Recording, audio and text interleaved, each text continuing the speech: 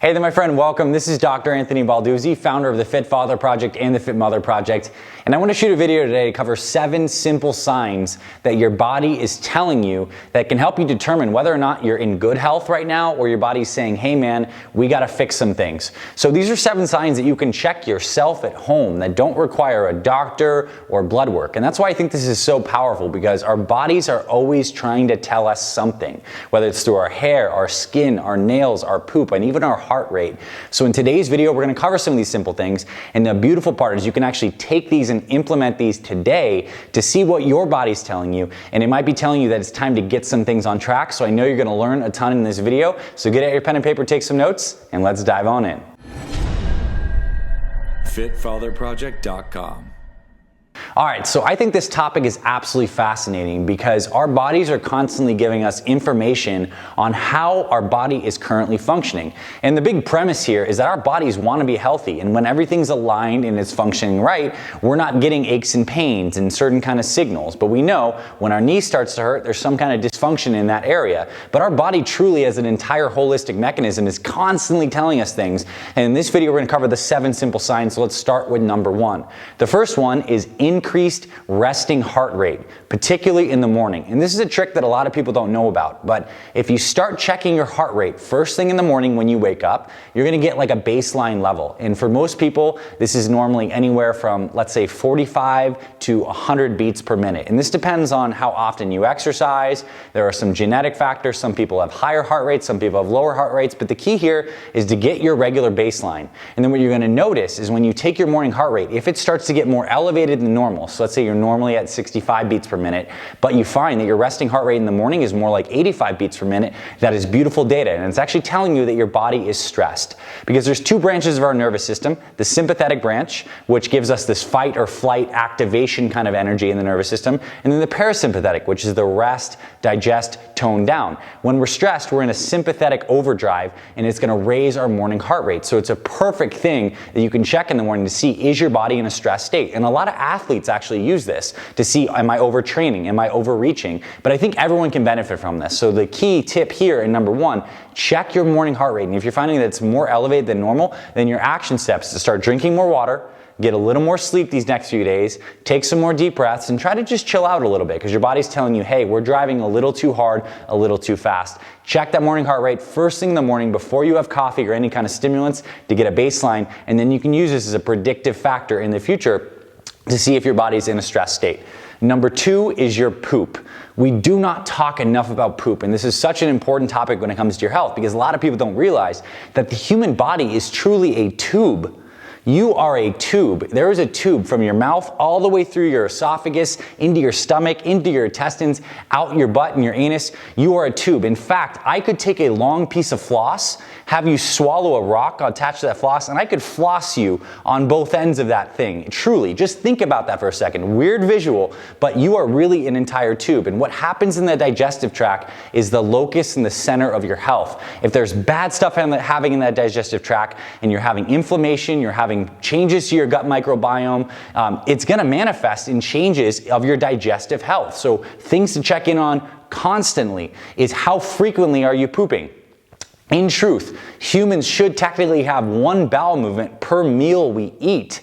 So every time we eat food, it actually stretches our stomach and causes a reflex in our colon to give us, to move things through the intestines and actually have a poop reflex, essentially. When we eat, it stimulates our digestive tract to move food through because stuff's coming through, so we should be pooping more often. So how often are you pooping? And if you're not pooping at least once per day, then we could improve this. And ideally, you could get it to multiple well-formed poops per day. So we want to look at the frequency of the poop, but also the quality of the poop. Is your poop watery? Is it hard? And this is telling you constantly what's going on in your digestive tract. If there's inflammation, if you're not eating the right kinds of foods, you know what that's like. You've had a big cheat meal and the next day your stomach's all wrecked, you're having weird poops, or you drank a lot of alcohol and you're having the beer SHIT, you got the idea. So this is telling us a lot of data and not enough people pay attention to it and check in on it. I'm constantly doing this.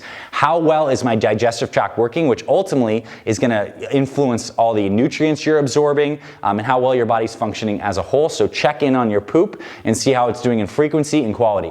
Number 3, your hair, your skin, your nails.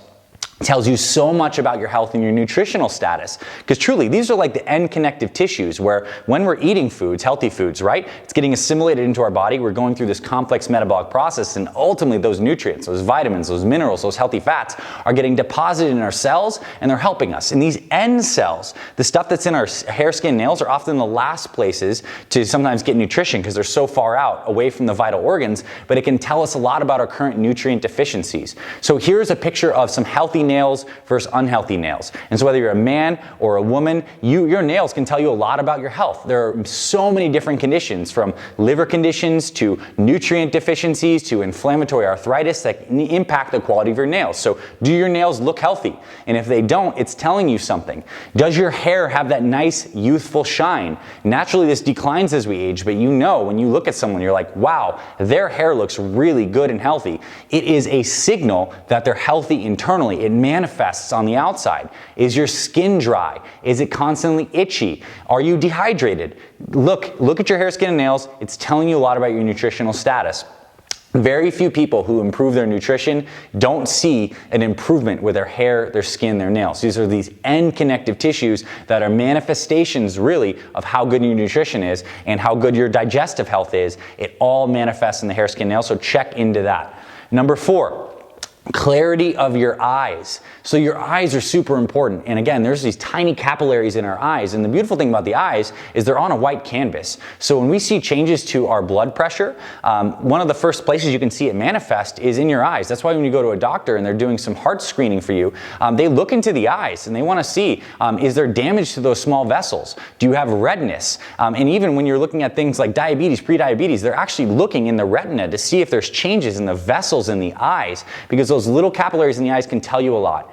And if you've ever done a heavy night of drinking and you've seen that the next day you wake up and your eyes are more red and they're puffy, it can tell you a lot about your health. What you want is very clear, healthy eyes. So look at your eyes, everything around them. What's it telling you about your health? It can certainly tell you if you're tired. It can tell you some things about your blood pressure. So it's a lot of good things to look for the clarity of the eyes, and also some good hydration can definitely help with that as well.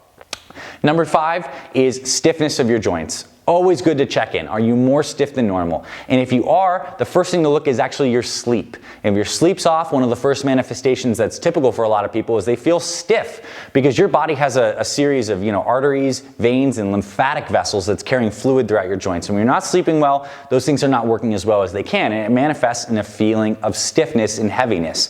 You know when you're feeling great and when you're on your nutrition, you're drinking enough water, you're sleeping well, your joints feel more limber. If you're feeling heavy, things are really not feeling great, and it's time to stretch, sleep, drink more water, and maybe even do some fasting. Fasting is another great way to reduce your inflammation, improve your joint health, and again, to clear out that digestive tract and give that digestive tract a break. So always check in on your joint health and check in on your stiffness. How am I feeling today? In fact, today, shooting this video, I was traveling over the weekend. I went to New York, and my body is feeling more stiff than normal. I was on a plane for 10 hours, and I wasn't sleeping as good because of the time changes, and I can feel it today in my body, which is great. It's not like these are punitive signals. These are data points, and now I know, okay, my body's telling me, hey, Anthony, you're not functioning optimally. Make these tweaks and we're going to get us back on track.